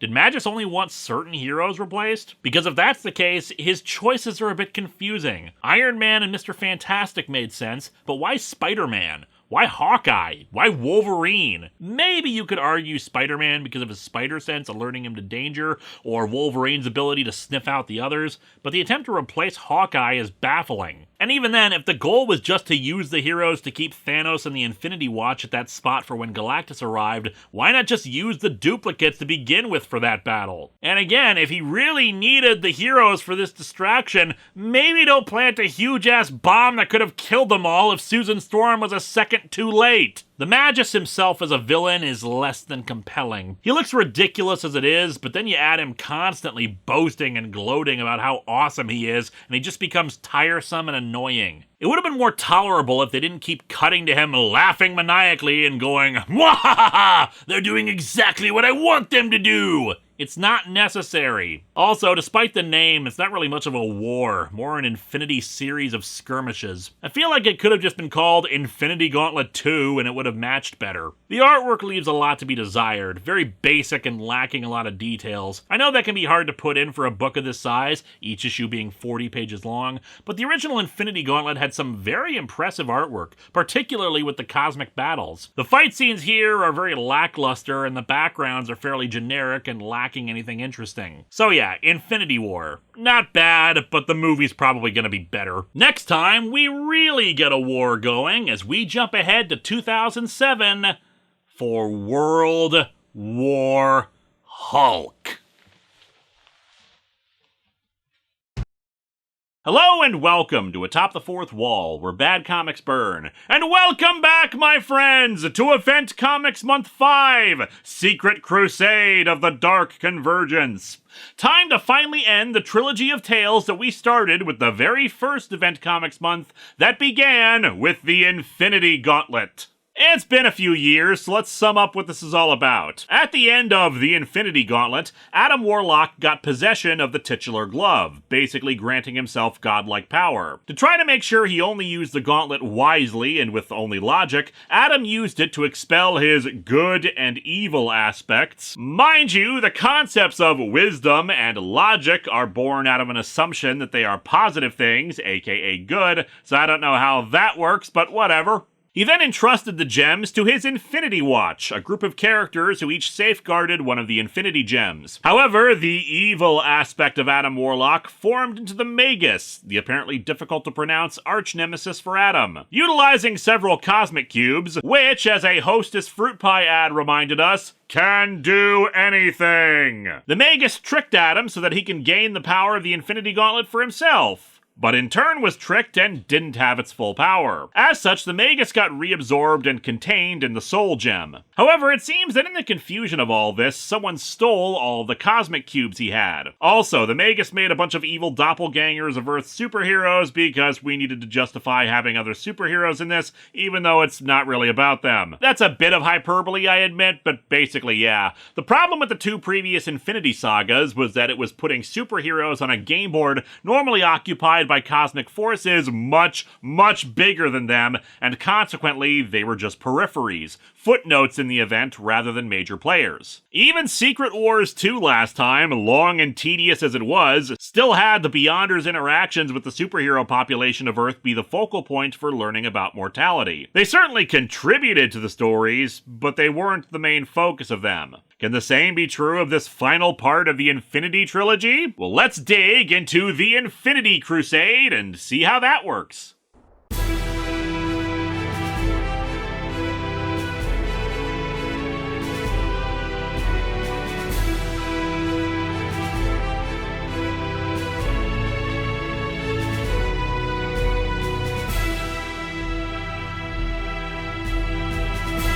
My scans are from the trade collections, and we've got 6 issues to go through. Less than last time, but we can't be too careful. So no looking at the covers in detail, save for 2 things. One, they're mostly kind of meh, with the first issue's cover being the best, and originally released as a holofoil cover that this other set of scans I have sadly did not preserve at all. Like, I actually find it impressive how all the shiny parts are blacked out. It's like, how much more black could this be? And the answer is none. We open with Adam Warlock staring out a window at a dragon. Very nicely, this panel of him is actually some kind of viewing crystal held by the hand of our narrator. Adam Warlock, once supreme being of his universe, now reduced to mere guardian of the Soul Gem and leader of the Infinity Watch. His paycheck is the same, but he's lost his vacation days and dental coverage. The depths in which he is brooding are apparent even from this vantage. And that's impressive considering the resolution on this crystal is only 480p. He senses my coming. Some esoteric element within feels the metamorphosis on the horizon. How can he not be aware of the approaching awakening? Well, did he set his alarm? The rest of the Infinity Watch, Moondragon, Gamora, Pip the Troll, and Drax the Destroyer, are testing the strength of their new member, Maxim. Maxim was apparently a former villain of theirs who suddenly showed up again with amnesia. Little interest has poor Adam in his fellow adventurers' experiments. Does he realize his dark ways are about to come to an end? You make the call! Judgment Day is upon you, sinner. Repent! God, I hate it when the narrator is a televangelist. Adam walks off on his own to go investigate the danger he senses and decides to consult with Eternity, whom, as you might recall, is the embodiment of the universe, utilizing an oversized palantir in his bedroom. Behold the viewing globe. Nothingness. The void. How peaceful it is. How easy for the artist. Eternity shows up and says that this method of communication should only be used in the most dire of circumstances, which Adam confirms is why he's doing so. Something is wrong in the universe. Eternity confirms that it does sense the approaching change, but its investigations aren't actually significant to its existence, so that's up for Adam Warlock to look into. In other words, screw you, it's not my problem. Eternity leaves, but then a new figure enters. Our narrator, who identifies herself as the Goddess. Adam quickly realizes that the Goddess is his good half. Naturally, with her being the embodiment of his goodness, she shoots him. The Goddess is the flame, self-awareness, and feminine. Also naked for some reason. Adam vanishes, seemingly destroyed by her. We soon see a montage of how, across the Earth, various superheroes witness a bright light in the sky shaped in varying religious symbols to different people. A cross, a Star of David, the Holy Grail, an Ankh, etc. After they vanish, the Goddess suddenly teleports to a dark realm where the reality gem is being contained, then uses her power to banish its unseen protector away. Naturally, a sudden spiritual being showing up and claiming to be a holy force gets the attention of Mephisto, Mephisto, who senses that something threatens his realm. This cannot be allowed to come to pass, but I alone can do naught against such a grave menace. Pity Death stopped returning my calls and the Beyonder still has a beef with me over the whole tried to murder him multiple times thing. Some people are so judgy. Back over to the goddess, it's revealed that she's been spending the last year collecting various cosmic cubes, or cosmic containment devices, since not all of them are cubes, from various dimensions. This includes the ones from Infinity War, revealing that she was the one who took them in the middle of all that. Mind you, considering even one of them is supposed to grant you anything you desire, since the cosmic cube can do anything. I don't know why having more than one is going to be that useful, but here we are. Still, using them, she alters her appearance, almost taking on a Joan of Arc kind of quality to her look. Gaze into the heavens, all ye faithful. Open your eyes to the holy plan. Give witness and pay homage to your Redemptress! Yeah, it turns out Redemption is on a subscription-only service. We get our title drop as we peer in on Adam Warlock, described as the first victim of the Infinity Crusade, in some subdimension where a purple hand reaches for him. The goddess, meanwhile, begins to enact her plan as about a quarter of the Earth's population suddenly stops and seems to have a feeling of elation come over them. But more importantly, here's where we make things a lot easier for me and why this episode won't be as long as last time. A bunch of superheroes get a visit from the goddess in a big multi-page montage. Only the superheroes she visits can see her, and there are quite a few. They're all ones with strong spiritual religious connections. Some obvious, like Storm, Daredevil, and Archangel. But then we have a few you wouldn't necessarily expect, like Spider-Man, or Susan Storm, wearing an outfit even worse than the Malice one, because at least that was goofy dominatrix gear that could still be considered a good look to some people, whereas this is an unnecessarily skimpy outfit with both an exposed stomach and a four-shaped boob hole. There. Sure glad I don't look stupid in this. She speaks to these heroes with a pitch about ending evil, making existence less unfair, relieving pain and suffering, and why she chooses specific ones. Like I said, there are too many to list, but this includes Captain America, Spidey, Thor, Doctor Strange, Scarlet Witch, and from the Infinity Watch, Gamora and Moondragon. Pretty sure we've talked about this before, but Moondragon is a powerful telepath who can also transform into a dragon, and once upon a time went by the name Madam McEvil, a name that, as far as I know, was not intended for parody or satirical purposes. Reach out for that miracle, my children. Embrace the beauty that is righteous. Pledge yourself to the greater glory of the heavens. Hey, I found the script for my new channel introduction video. Join me in the Infinity Crusade, the ultimate battle against evil, beginning our European tour later this summer. Dates to be announced. All the heroes we saw pledged themselves to her and indeed reach out, though they decided to artistically just have her floating head in the center instead of, like, the art of her full body from the previous page, so instead I just expect her to start saying, "Where did you learn to fly?" The heroes all vanish through portals, to the shock and confusion of any other heroes around them. Pip the Troll goes to tell Adam Warlock about this, but finds his room, save for the viewing globe, missing. Vision soon coordinates things among the heroic population as they converge on Avengers Mansion, though minus Reed Richards, who is teleported away by an unseen force, simply saying he's needed. With all the heroes they could find gathered, Vision shares his theory that those who were taken held deeply moral stances,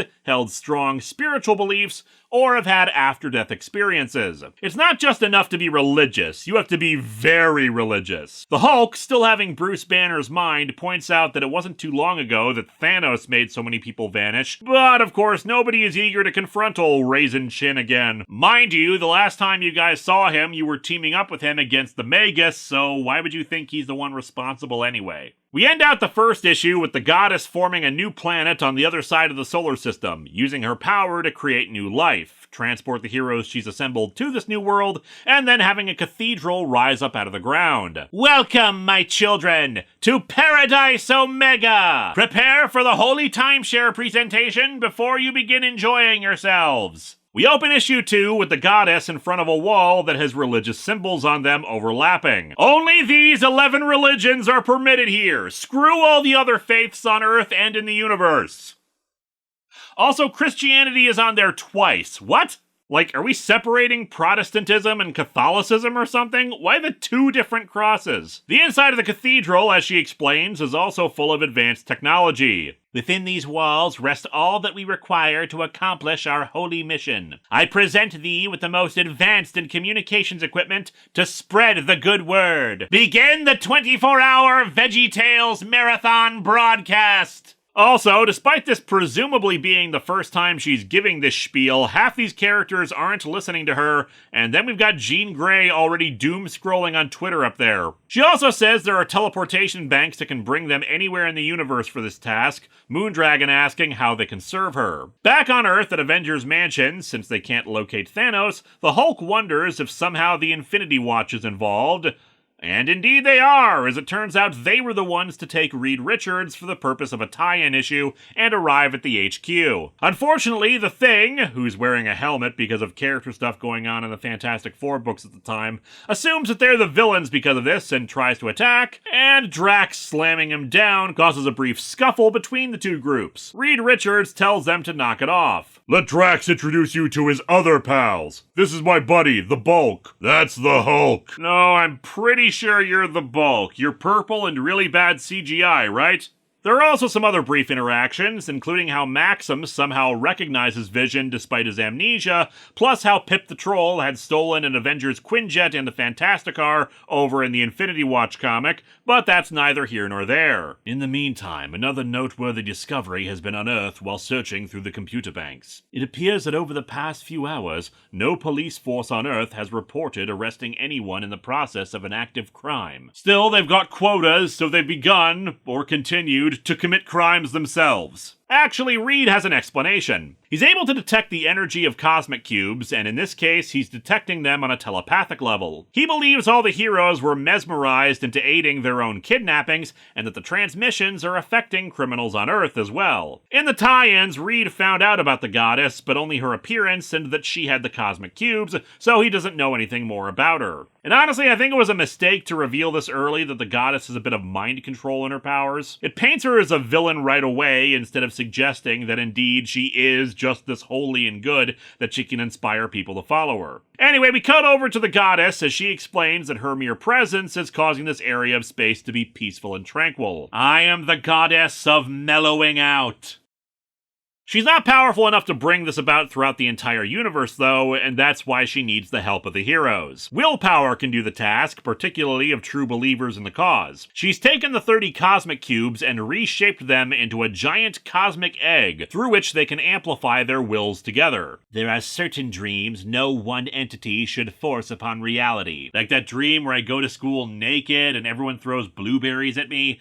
I wouldn't wish that on anyone. But billions of believers can alter the heavens. In other words, let me explain my Kickstarter campaign. The Silver Surfer asks why the Cosmic Cubes and not the Infinity Gems, since apparently despite what the Hostess Fruit Pie ad implied, the Cosmic Cubes are not all-powerful, so they cannot, in fact, do anything. I don't know, man. The Fruit Pie ads have never steered us wrong before. I mean, are you saying that there isn't a giant flea market-eating flea? Are we supposed to put our faith in AAU Superstar instead? Anyway, she explains that at the end of the Infinity War, the Living Tribunal disabled the gems' ability to work in unison, so now the Cosmic Egg is the most powerful tool in this reality. Susan Storm wonders if this means that cosmic beings like Eternity will try to stop them, but the goddess says, yeah, they don't really care since nothing of what we're doing is actually going to affect them. As such, she enters the Cosmic Egg. From within the Cosmic Egg, I will contact and awaken the Holy Spirit in every enlightened being in the heavens. For everyone else, a coupon for a rental Holy Spirit. Her job is going to require her complete strength and attention, so she tasks the superheroes to protect her while she does so. Moondragon becomes her main prophet and second in command.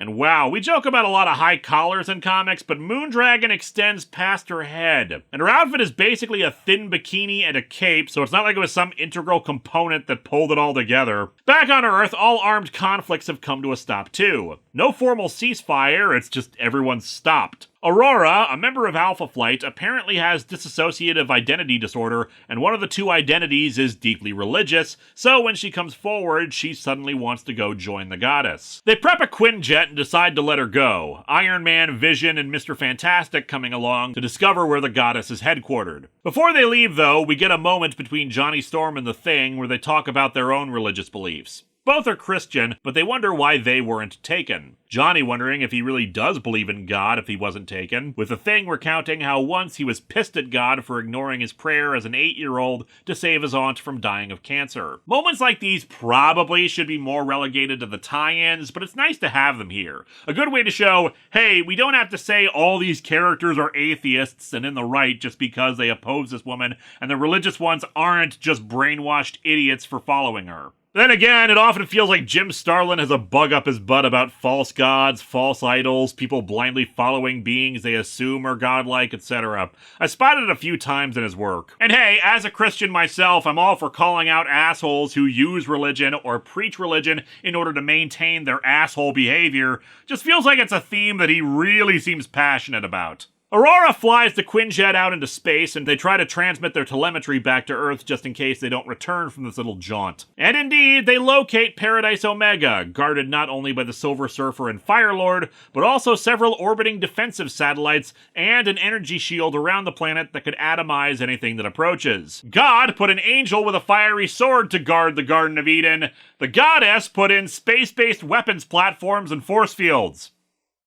Also, there's no connection between them, but man, do these things look like Borg spheres. Susan Storm was on one of the satellites and expresses how she's sad that she might have to oppose Reed in this whole thing, though she's reassured that once this is completed, everyone will be reunited. Still, she ain't happy, and once again, some very human moments that make me wish that we hadn't already established that this is mind control. After they land, our three heroes are given a warning by the goddess that she's working on saving the universe, so don't interfere, and warn the rest of the Earth not to do so either. Reed questions why she feels the need to mind control then, but Moondragon denies that's happening, that since she has the mind gem, she would be able to detect any such telepathic fields. Reed also counters, okay, you've got three geniuses here, if you're really about doing the will of God, why don't you let us help you? However, the goddess says that she can detect duplicity in his words, that they would sabotage their efforts at the first opportunity. She's got a point, the three are already pretty skeptical of this whole thing and would probably try to slow down their efforts to try to investigate and uncover a nefarious scheme and everything. But then again, as paradoxical as it sounds, doubt can make someone's faith stronger, and you don't want blind loyalty in a task as sensitive and important as this. She declares that no one without a pure heart and soul will be allowed to set foot on Paradise Omega, which makes me wonder what will happen to Aurora when her other personality comes forward. Is the goddess just going to eject her for a while? The three are returned to the Quinjet and all teleported back over Earth orbit, their data wiped about the location of Paradise Omega. Same for the signal they had attempted to send back. Reed is now completely convinced that their friends have been fully mind-controlled, though Iron Man wonders why the goddess doesn't just do that to everyone then, especially since we've already seen her influence over people on Earth. Reed briefs the rest of the heroes on what happened and says they're going to make a stop before returning to Earth. At Avengers HQ, Professor Xavier is on hand and suggests that even with the mind control, it's possible that she might be telling the truth about making the universe better, and they shouldn't necessarily be close-minded about it. Which is also why I wish, if they had to reveal the mind control this early, suggest that it's involuntary on the goddess's part. Just something that naturally happens around her, and she doesn't even realize she's doing it. It makes her look complicit in something very evil for a figure who thinks they're doing good. Of course, Xavier isn't blind to the potential issues here, and the fact that she's playing with powerful forces, and she hasn't really made a sales pitch on what this version of the universe is going to look like on the other side of it. Adam Warlock, meanwhile, is engaged in tie-in issue stuff, the purple hand being from that, and is trying to rescue the holder of the reality gem. But enough of that scene, back to the actual plot. The science squad heads to the moon to visit Uatu the Watcher, hoping he might give them some info on the goddess. Speaking of Paradise Omega, the goddess begins her work, taking the cosmic egg into the depths of the planet to begin to burn out evil across the cosmos, ending issue 2. The Watcher can't directly interfere, of course, but he's happy to let the three observe while he works, noting a planet where the Shi'ar and Skrulls were engaged in combat. That quickly ends when the goddess's good vibe waves or whatever arrive. Iron Man wonders why they haven't been affected by her. After all, he's pretty gung-ho about shooting her right now. Vision speculates that it's because the psychic transmissions she's sending out are long-range in nature. Earth may be close enough to feel some effects, but not the full brunt of it. Thus the physical defenses around the planet itself. Okay, so we sneak in by pretending to be a pizza delivery Quinjet. They try to question the Watcher about the goddess's intentions and whether they should intervene, but he just teleports them back to Avengers HQ. Privately, the Watcher does say that there's some dire peril with the goddess's intentions. Meanwhile, we see that Doctor Strange is using his sorcery to spy on our heroes. Moondragon warns the goddess that her enemies are still conspiring against her, and she tells Moondragon to deal with them appropriately while she expands her sphere of influence. This could have also been a good point for the series, make it be less the goddess's intention that her followers are belligerent, but that mortal minds are misinterpreting her goals and thus acting way over the top about it. Kind of a parallel to real-life figures who think they're following their religion in a strict sense, but in reality are just doing more harm. At Avengers HQ, there's still more speculation and debate about the goddess's intentions, since regardless of the method, peace is spreading throughout the universe, exemplified by the supervillain Absorbing Man showing up at the HQ to surrender peacefully. And thus we reach the final big debate in our gathering. I'm reluctant to automatically brand her a peril just because she's using techniques we don't agree with. The results the goddess is achieving far exceed any success we ever enjoyed using our current methods of operation. Having Xavier be the one saying this is simultaneously a logical choice and a supremely idiotic choice, lest we forget that his arch-nemesis, Magneto, is a terrorist whom he denounces as a peril because of his techniques. But even if she is a force for good, how can we be sure that good is truly in the best interest of the universe? There is logic in what he says. Beast, that is an incredibly stupid thing you just said. Pip the Troll pipes up to inform everyone that the goddess is likely good, seeing as she's Adam Warlock's good side, something they didn't know until now. Back over to Adam Warlock, he's dealt with matters in his tie-in issues and has rescued the protector of the reality gem,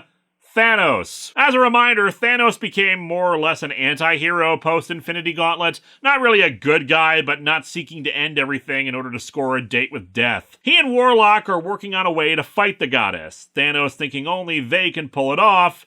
But who should come and knock in to offer his services than the devil himself? Mephisto arrives in a more monstrous appearance, one they use for the cover even though it's only for this one panel, before assuming the more regular appearance. He wants to team up with the two to take on the goddess. If Dark Mephisto stands ready to defy the will of the goddess, perhaps I must rethink my position on her. He's not wrong. It doesn't say much for your side being right if you have to say, it's okay guys, we teamed up with Satan. When has he ever steered us wrong? Thanos and Mephisto point out that her goal is to eradicate evil, which is just the flip side of the coin of good, meaning for all her intentions, she's likely just going to eradicate good with evil, meaning people would just be empty shells lacking in spirit. Warlock points out that he manages without it, but Thanos reminds him that the goddess is just a facet of him. So how would he go about eliminating all evil if he had limitless power? Back at the Avengers HQ, Reed makes his final case for going against the goddess. Her intentions are irrelevant because if they don't oppose her, they're in effect surrendering the universe's free will. They need to vote on whether to oppose her. Xavier agrees, but asks to try to contact Moondragon with his own telepathy to hopefully agree on reason for this whole thing, as opposed to immediately going to war. And thus he makes the attempt, and yeah, it's here where we really see Moondragon has become more like a zealot than anything else, calling Xavier an infidel and suggesting that any resistance or disagreement with the goddess is sacrilegious on its face. Thus she violently forces Xavier back. Like I keep saying, I think it'd be more interesting and a more allegorical take if Moondragon was more the villain of the piece, violently misinterpreting the goddess's wishes, so much so that even when the goddess tries to calm her down, she'll reject even the person she supposedly worships because her version of it is what she thinks is correct. In any case, Warlock asks Mephisto why exactly they need his help with anything. He says that he knows and understands the cosmic cubes under her control better than anyone, and consequently how to undermine her plans with them. Back over to the heroes, Xavier was injured from the telepathic backlash, but this has solidified the opinions of the others that they should oppose the goddess. As they prepare a couple of special Quinjets for their operation, Pip the Troll asks Vision about the cosmic cubes and how they work. And it seems that because of the tie-in stuff, he's pissed off about how everyone has treated him, and thus he has plans of his own. Warlock contacts him using the Soul Gem, and he fills Warlock in on what happened on their end. They agree to Mephisto's help, but Mephisto has his own price for his assistance. He wants one of the cosmic cubes when this is all over. The heroes devise a plan to disable the cosmic egg thanks to what Richards observed, but because Moondragon and company have been observing, they're able to warn the goddess about this plan in advance. Reed gives the heroes a pep talk about how they're going to need to fight their friends and loved ones on this, which sucks, but they have to be ready for it. And the ones under the goddess's control are equally preparing for the fight ahead, -1. The Silver Surfer suddenly resists the command by Moondragon for a preemptive attack on the heroes, and she calls him a blasphemer. Perhaps it was Galactus's past tampering with my soul, or maybe the power cosmic, or perhaps just my own strength of will which did it, but the spell is broken! I am no longer the thrall to the goddess's manipulations. The Silver Surfer is once again his own man, and I shall T-pose to assert my manhood! But Firelord was also nearby and blasts him. Meanwhile, Pip the Troll decides to go make things worse. He can teleport to any place he knows the location of, and since he has minor telepathic abilities and touched Xavier during his communication with Moondragon, he was able to suss out the goddess's location and teleports to the cosmic egg, grabbing hold of it and somehow taking control of the cosmic cubes that make it up by touching them, using his abilities to turn the goddess to salt to end issue 3. Whatever she was up to just got filed in the could-have-been folder, and Pip the Troll just became king of the universe! The universe is not so badly designed. Ah, well, I wouldn't worry about that anyway. It gets taken care of in a tie-in. Don't you love when major cliffhangers for your big crossover get settled in other books and not the one you're following? I mean, Secret Wars 2 certainly did this, but this one's been pretty good about it otherwise. Thanos teleports the Silver Surfer to his base to talk with him, revealing that he now possesses the Soul Gem, given to him by Adam Warlock in a tie-in. The goddess, meanwhile, contacts her forces to inform them of Pip's failed revolution, and gives her the go-ahead to stop the heroes from disrupting her plans. They teleport to Earth to confront them, but apparently they cut off their observations a bit prematurely, since the heroes have already left. Thanos explains to the Surfer that Warlock has a plan to stop the goddess, but he's going into the Soul World to do it. Thus he gave Thanos the gem for safekeeping and made him privy to those plans. Thanos, meanwhile, wants to recruit the Surfer to join in their efforts to stop the goddess, though he's reluctant to team up with someone like him. While Adam begins his journey to find a particular individual in the Soul World, the heroes begin their approach on Paradise Omega, worried that it'll be hard to avoid casualties in a fight like this. Thanos and the Surfer contact them, though, to offer help. The heroes are going to serve as a distraction. If the goddess became aware of Thanos' involvement,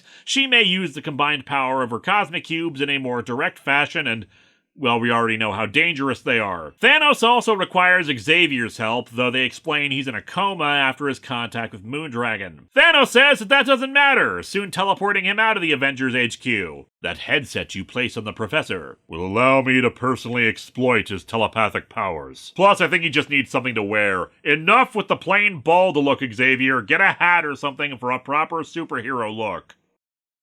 The Surfer gets in position for his part while Thanos waits for something to be delivered for his part of the plan. Said delivery is Dreadnought 666, a warship that he made ages ago when he thought he could conquer the universe with force of arms. I don't know, man. I think he gave up on the Thanos copter too soon. The Surfer begins the distraction, absorbing a massive amount of solar energy from the sun and causing solar flares to erupt. Said solar flares block out the scanning equipment of the goddess's forces, then have him fly directly at Paradise Omega. Mind you, just for maximum silliness, the Surfer is kind of out of control after absorbing so much energy, so both Drax and the Hulk have to punch him, so he goes in the right direction. He impacts with a moon orbiting Paradise Omega, annihilating it, and creating a massive asteroid field that also blasts some of the defense satellites. The heroes fly through it, only to be met by Thor, who smashes the Quinjets. Drax and the Hulk are able to fend him off while our heroes get to escape pods to land the rest of the way. Thanos requests one pod stay in orbit to act as a relay for his sensors for his part of the plan. In the Soul World, Adam Warlock finally finds the one he's looking for.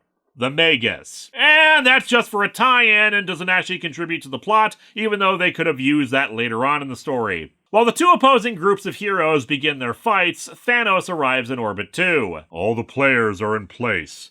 The end game begins. Have all factors been properly considered? Will the outcome be as predicted? Or do we stand on the edge of Armageddon? Download the Infinity Crusade app and vote on the answers to these questions. We begin issue 5 with the Hulk falling into the atmosphere of Paradise Omega and battles beginning on the planet between various heroes. In a surprising turn of events, Beast and Iceman are able to take down Scarlet Witch and Captain America. Like I said before, in a versus battle, all that matters is if it's convincing, not if a character has no chance because it comes down to how the writer achieves the goal, but I don't know. Beast just one-punches Wanda in the gut, and while Cap puts up a better fight, he gets knocked out by a hard hit of ice to the back of the head. Admittedly, ice putting Captain America to sleep is consistent, I guess. They also write Cap to be pretty bloodthirsty, ready to kill Beast and echoing Moondragon's "Infidels! Blasphemers!" fire and brimstone talk, which feels off when most of the characters we've seen have been themselves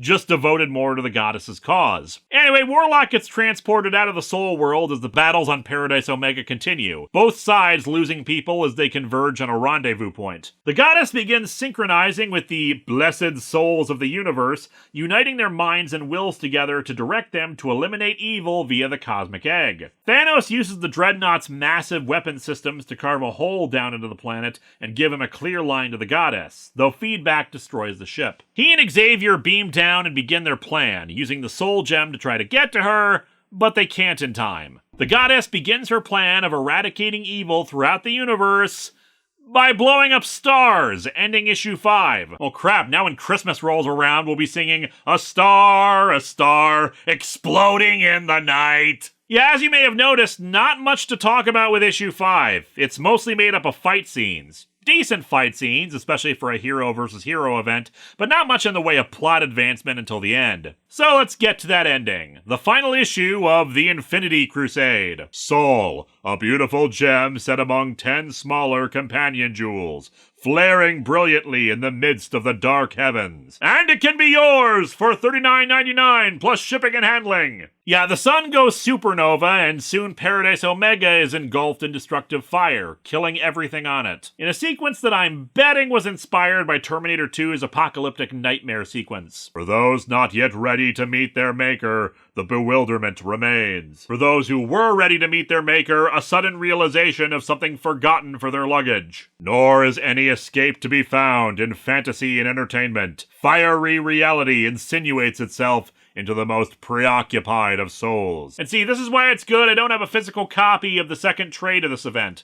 But yeah, the planet burns and goes boom. Same for every other planet in the universe. And so ends the universe. Video essays deconstructing the disappointing finale flood YouTube. The goddess proclaims that her first step is complete. All of reality is now a place of righteousness with no evil existing in it whatsoever, but now she has to do that to all other realities in the multiverse. And then the goddess realizes that none of that actually happened. Reports of the demise of this universe have been greatly exaggerated. I mean, that comic book still lit on fire, but yeah, all the people in the universe suddenly open their eyes and they're not dead. The goddess's forces, the heroes opposing her, those influenced by her, they're all okay and contemplating what just happened. Some will be forever changed by this impossible moment, while others will glance about their unchanged surroundings and convince themselves it was naught but imagination run wild, a mere fantasy, and then realize they were reading Marvel and want to return to the universal death fantasy.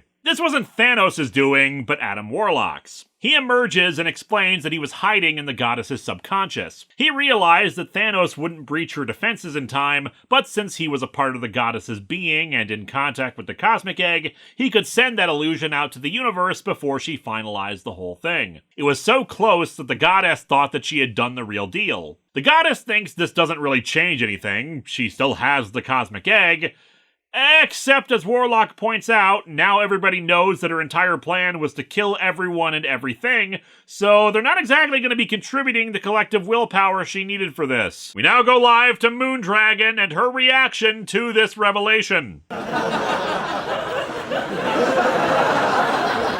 The goddess thinks she could still pull this off, it'll just take longer, but of course Thanos and Warlock aren't going to let that happen. She tries to blast Warlock, but the egg can't affect a soul, which is all that he is right now in this form. She emerges out of the armored body she had crafted for this to try to counterattack, and she's empowered by the egg this way, but that's where Thanos and Professor X come in. In this state, she's vulnerable to Xavier's psychic power and the Soul Gem. She retreats back into her physical body, but once more, she's thwarted. Warlock was able to sync himself up to the Cosmic Egg while she was absent from her body, so he has its power now. Using the Soul Gem, the two are absorbed back into it, and Warlock returned to his body. With the little time they have, Thanos uses the Cosmic Egg to return all the heroes to Earth, takes out a Cosmic Cube from Mephisto, and sets the egg itself, and consequently Paradise Omega, to self-destruct in 10 minutes, giving him time to leave. Warlock reclaims the Soul Gem, and the heroes gather at Avengers HQ to try to figure out what just happened. It's over, Nick. As to how, your guess is as good as mine. I don't know, maybe it got explained in a tie-in.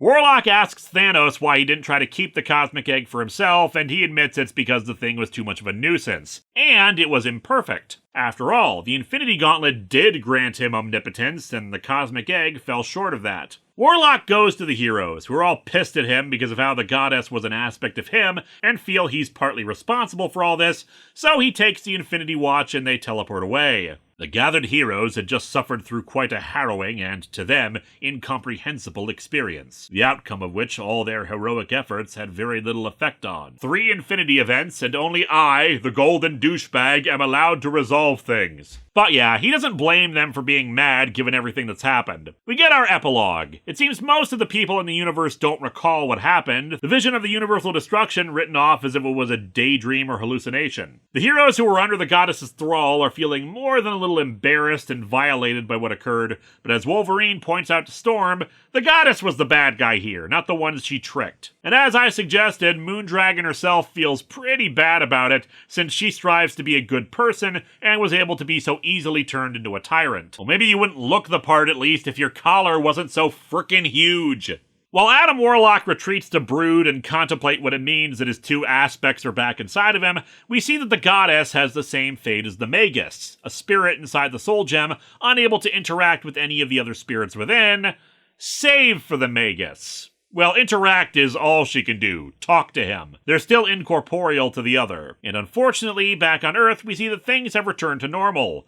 Violent criminals and warfare have resumed. And so our comic ends with Mephisto showing up to claim the Cosmic Cube promised to him. Thanos hands it over to Mephisto's glee, and it does nothing. I fulfilled my part of our arrangement by delivering to you an actual Cosmic Cube. You never specified that you desired a functioning unit. You'd think the devil of all people would learn to read the fine print.